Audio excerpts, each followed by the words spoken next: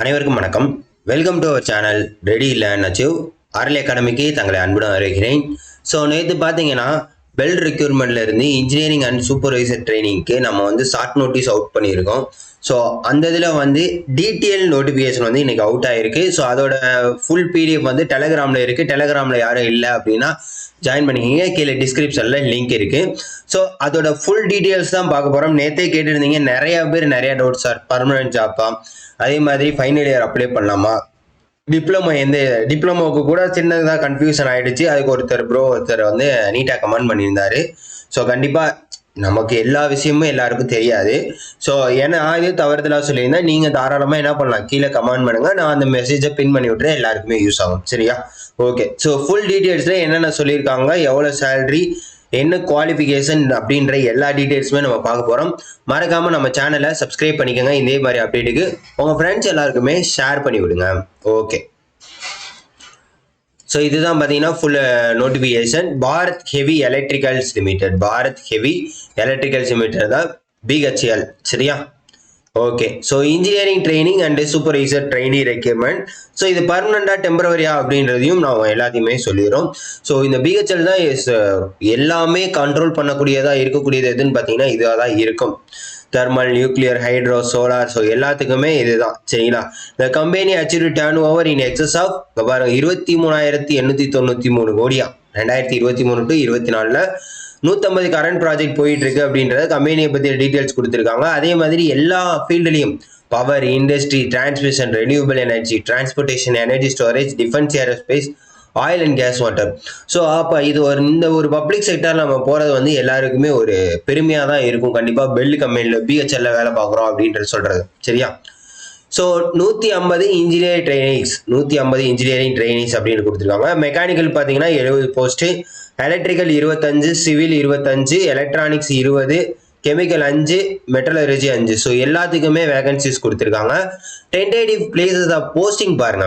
திருச்சி, நம்ம தமிழ்நாட்டில் திருச்சியில் இருக்கு. திருச்சியில் அந்த துவாக்குடி லைன் இருக்கு பார்த்தீங்கன்னா, அங்கே இருக்கக்கூடியதான் திருச்சி. அங்கே இருக்கிற பெல் கம்பெனிலையும் எடுப்பாங்க. Ranipet, Hyderabad, Bangalore, Bhopal, Vizag power sector site. அப்போ திருச்சி, ராணிப்பேட்ன்றது தமிழ்நாடு. ஸோ யார் யாருக்கு என்னென்ன இருக்கு? எலக்ட்ரானிக்ஸ்னா மேக்ஸிமம் பெங்களூர் தான். எலக்ட்ரானிக் சிட்டி எங்கே? பெங்களூர் தான். மற்ற எல்லாருக்குமே திருச்சிலையும் இருக்கு அப்படின்றத சொல்லியிருக்காங்க. ஓவராலாக 150 வேகன்சிஸ் அப்படின்றதையும் சொல்லியிருக்காங்க. நெக்ஸ்ட் என்னன்னு பார்த்தீங்கன்னா 250 சூப்பர்வைசர் ட்ரைனிங்ஸ். ஸோ இது டெக்னிக்கல் இது as per பிரேக்கப் ஃப்ளோ.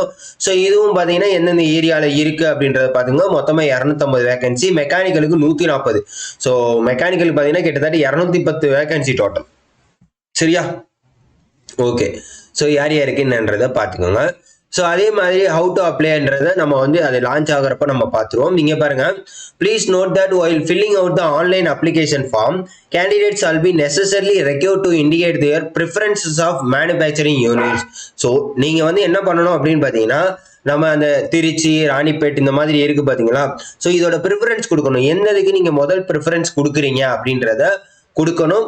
அந்த வேகன்சிஸை பொறுத்து ரெஸ்பெக்டிவ் டிசிப்ளின்ஸில் அப்படின்றத தெளிவாக கொடுத்துருக்காங்க. So selected candidates, so posting allocation பண்ணுறது பேஸ்ட் ஆன் மெரிட் லிஸ்ட்டை பேஸ் பண்ணி தான் போடுவாங்க அப்படின்றதையும் தெளிவாக சொல்லிட்டாங்க. இது டெம்பரவரியா பர்மனண்டா அப்படின்றத எல்லாருமே கேட்டுட்டு இருந்தாங்க. ஸோ 10 இயர் ஜாப் அப்படின்ற மாதிரி தான் இருக்கும். சரிங்களா? அட்லீஸ்ட் 10 இயர் நீங்கள் கண்டிப்பாக ஒர்க் பண்ணணும் அப்படின்றத சொல்லியிருக்காங்க. அதுலேயும் பார்த்தீங்கன்னா உங்களுக்கு அந்த 10 இயர்ஸில் பர்மனெண்ட் ஆக்குறதுக்கான பாசிபிள் இருக்கு. இந்த 10 இயர்ஸில் இங்கே என்ன பண்ண மாட்டாங்க அப்படின்னு பார்த்தீங்கன்னா, நீங்கள் இப்போ திருச்சியில் போஸ்டிங் ஆகிட்டீங்க அப்படின்னா 10 வருஷமும் நீங்கள் திருச்சியில் தான் போஸ்டிங் வேலை பார்க்கணும். ஒரு வேற பிரான்ச்சுக்கு நீங்கள் டிரான்ஸ்ஃபர் கேட்கக்கூடாது அப்படின்றத அவங்க தெளிவாக சொல்லிட்டாங்க. சரியா? ஓகே. அதே மாதிரி பொசிஷனும் ஏஜ் ரிலாக்ஸேஷன் பார்த்தீங்கன்னா, இன்ஜினியரிங் ட்ரெயினுக்கு பார்த்தீங்கன்னா bachelor degree in engineering. So full time course bachelors degree in engineering நீங்கள் முடிச்சிருக்கணும். ஸோ அப்போ நீங்கள் அதுக்கப்புறம் டிப்ளமோ பார்த்தீங்கன்னா டிப்ளமோ இன்ஜினியரிங் அது ஃபுல் டைம். ஸோ இப்போ இதில் நிறைய பேருக்கு கேட்டிருந்த கேள்வி என்னன்னா, டிப்ளமோ முடிச்சிருக்காங்க, இன்ஜினியரிங் முடிச்சிருந்தாலும் அவங்க எலிஜிபிளா அப்படின்னு கேட்டிருக்காங்க. அதே மாதிரி டிப்ளமோல டைரக்ட் செகண்ட் இயராக போனாலும் அவங்க எலிஜிபிளா அப்படின்றதான் அதுதான் ஒருத்தர் கமெண்ட் பண்ணியிருந்தாரு.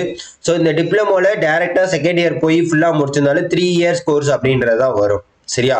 ஸோ அதனால இது எலிஜிபிள் தான். டிப்ளமோ முடிச்சுட்டு BE முடிச்சிருந்தாலுமே இது எலிஜிபிள் அப்படின்றது தான் உண்மை. ஸோ அதை பார்த்துக்கோங்க. அதே மாதிரி ஏஜ் லிமிட் பார்த்தீங்கன்னா 27 இயர்ஸ். சரிங்களா. 27 இயர்ஸ் வந்து நாட் அப்ளை அப்படின்றது கொடுத்துருக்காங்க. அதாவது கேண்டிடேட்ஸ் பார்ன் பிஃபோர் 1/2/1998, அதாவது 1/2/1998க்கு பிறந்தவங்க தான் என்னது பிஃபோர், சரிங்களா. இதுக்கு முன்னாடி பிறந்தவங்க வந்து எலிஜிபிள் இல்லை அப்படின்றத சொல்லிட்டாங்க, தெளிவா சொல்லிட்டாங்க, பார்த்துக்கோங்க. சரியா, இதுக்கு முன்னாடி பிறந்தவங்க எலிஜிபிள் இல்லை அப்படின்றத தெளிவா சொல்லிட்டாங்க, அதை நோட் பண்ணிக்கோங்க. அதாவது 27 வயசு உங்களுக்கு வந்து நாட் எலிஜிபிள் டு அப்ளை அப்படின்றது சொல்லியிருக்காங்க. கேண்டிடேட் பார்ன் பிஃபோர் 1/2/1998க்கு முன்னாடி பிறந்தவங்க வந்து அப்ளை பண்ண முடியாது அப்படின்றத 2 கேட்டகரியிலையுமே மென்ஷன் பண்ணியிருக்காங்க. சரியா, அப்போ 1997 அப்ளை பண்ண முடியாது அப்படின்னு தான் நினைக்கிறேன். ஆனால் ஏஜ் ரிலாக்ஸேஷனை வச்சு நீங்கள் அப்ளை பண்ணலாம், அதையும் நான் எப்படின்றத சொல்கிறேன். சரியா, ஸோ அதே மாதிரி ஃபைனல் இயர் அப்ளை பண்ணலாமா அப்படின்னு கேட்டிங்கன்னா ஃபைனல் இயர் அப்ளை பண்ணலாம். இங்கே பாருங்க, candidates who are in the final year or semester for qualifying degree shall also be eligible.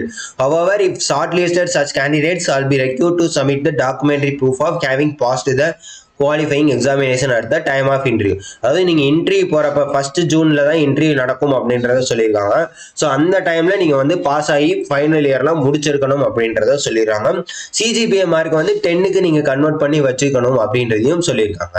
So ஈக்குவலன் நிறைய பேர் பார்த்தீங்கன்னா நான் வந்து இந்த டிகிரி முடிச்சிருக்கேன், அது ஈக்குவலாக நான் இருக்குமா அப்படின்ற மாதிரி எல்லாருமே கேட்பீங்க.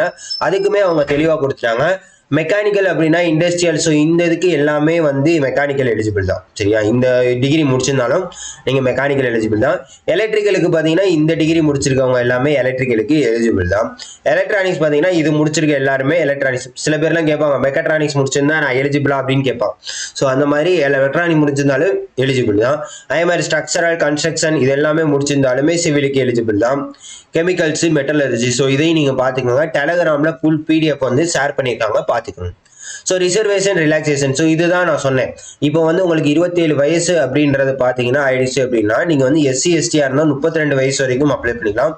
ஓபிசியாக இருந்தால் 3 இயர். ஸோ ஆனால் இதுக்குண்டான சர்டிஃபிகேட்டை நீங்கள் அப்லோட் பண்ணணும். அப்லோட் பண்ணால் மட்டும்தான் உங்களால் என்ன பண்ண முடியும், இந்த ஏஜ் ரிலாக்ஸேஷனை பெற முடியும். சரியா, ரைட்டு. அடுத்து வந்து பார்த்தீங்கன்னா செலெக்ஷன் ப்ராசஸ் இன்ஜினியரிங் ட்ரைனிங்ஸ் பார்த்தீங்கன்னா கம்ப்யூட்டர் பேஸ்டு எக்ஸாமினேஷன் தான் நடக்கும் அப்படின்றத சொல்லியிருக்காங்க. 100 மார்க்குக்கு இருக்கும் அப்படின்றதையும் சொல்லியிருக்காங்க. ஸோ இதில் என்னன்னு பார்த்தீங்கன்னா 1:5 ரேஷியோவில் இன்டர்வியூக்கு கூப்பிடுவாங்க அப்படின்றத சொல்லியிருக்காங்க இன்ஜினியரிங் ட்ரைனிங்கில். சரியா, ஓகே. இது சூப்பர்வைசர் ட்ரைனிங் அப்படின்னு பார்த்தீங்கன்னா சூப்பர்வைசர் ட்ரைனிங்கில் 1:3 ரேஷியோவில் தான் கூப்பிடுவாங்க. 1:3 ரேஷியோவில் தான் இவங்க கூப்பிடுவாங்க. So 75% weightage of computer based மார்க்லையும் 25% இன்டர்வியூ ஸ்கோரையும் பேஸ் பண்ணி தான் மெரிட் லிஸ்ட்டை ரெடி பண்ணுவாங்க அப்படின்றத சொல்லிட்டாங்க. சரியா, ஸோ சேலரி எவ்வளோ அப்படின்னு பார்த்தீங்கன்னா இங்கே பாருங்கள், இன்ஜினியரிங் ட்ரைனிங் பார்த்தீங்கன்னா 50,000 1,60,000 வரைக்கும், சூப்பர்வைசர் ட்ரைனிங் 32,000 1 லட்ச ரூபா வரைக்கும், 1,20,000 வரைக்கும் என்னது உங்களுக்கு வந்து சம்பளம் கொடுப்பாங்க அப்படின்றத சொல்லியிருக்காங்க. ட்ரைனிங் பீரியட்ல வந்து 32,000, இங்கே வந்து 50,000 கொடுப்பாங்க அப்படின்றதையும் சொல்லியிருக்காங்க, ப்ளஸ் அலவன்சஸ். அதே மாதிரி பார்த்தீங்கன்னா எப்போவுமே இந்த பப்ளிக் செக்டர் யூனிட்ஸில் செலக்டட் கேண்டிடேட்ஸ்க்கு என்ன பண்ணிடுவாங்கன்னா பாண்டு ப்ரொவைட் பண்ணிடுவாங்க. மினிமம் 3 இயர்ஸ் ட்ரைனிங் பாண்டு மாதிரி ரெடி பண்ணிடுவாங்க. ஸோ அதில் என்ன பண்ணுவாங்க அப்படின்னு பார்த்தீங்கன்னா அந்த இதில் வந்து ஒரு குறிப்பிட்ட அமௌண்ட் வந்து மாதம் மாதம் எடுக்க ஆரம்பிச்சிருவாங்க சில இதில். சரிங்களா, ஸோ அந்த இதில் வந்து கடைசியாக வந்து ஃபைனலாக அவங்க வந்து கொடுக்குற மாதிரி பிளான் பண்ணிக்குவாங்க. சரி, அதை தான் இங்கே கொடுத்துருக்காங்க. அப்ளிகேஷன் ஃபீஸ் எவ்வளோ அப்படின்னு பார்த்தீங்கன்னா 2 பேருக்குமே பார்த்தீங்கன்னா அன்ரிசர்வ்டு இடபிள்யூஎஸ் ஓபிஎஸ்க்கு பார்த்தீங்கன்னா 600 ரூபா ப்ளஸ் ப்ராசஸிங் ஃபீஸ் ஜிஎஸ்டியோட சேர்த்து 1072 ரூபா வரும். எஸ்சி எஸ்டி எக்ஸ் சர்வீஸ்மேன்னா எக்ஸாமினேஷன் ஃபீஸ் கிடையாது, ப்ராசஸிங் ஃபீஸ் மட்டும் 472 ரூபா அப்படின்றத கொடுத்துருக்காங்க. In case multiple submission online application from same applicant only last application, அதாவது நிறைய தடவை நீங்கள் அப்ளை பண்ண போனாலும் கடைசியாக ஃபைனலாக என்ன சப்மிட் பண்ணுறீங்களோ அதுதான் ஓகே ஆகும் அப்படின்றத சொல்லியிருக்காங்க. டெஸ்ட் சென்டர் வந்து 5 சாய்ஸஸ் இருக்கும் அப்படின்றதையும் சொல்லியிருக்காங்க. அதே மாதிரி இன்டர்வியூக்கு வந்து 3 சென்டர் இருக்கும் அப்படின்றதையும் சொல்லியிருக்காங்க. உங்களுக்கு கொஸ்டின் எப்படி இருக்கும் பார்த்தீங்கன்னா ஹிந்தி அண்ட் இங்கிலீஷில் தான் இருக்கும் அப்படின்றத சொல்லியிருக்காங்க. சரியா, ஸோ ஓவராலாக பார்த்தீங்கன்னா இதுதான் உங்களுக்கு ரொம்ப இது. ஸோ அதே மாதிரி இடையில ஃபில் பண்ணாமல் விட்டுட்டாலோ இதெல்லாமே முக்கியமாக அவங்க என்ன பண்ணுவாங்க, ரிஜெக்ட் பண்ணிடுவாங்க அப்படின்றத சொல்லியிருக்காங்க.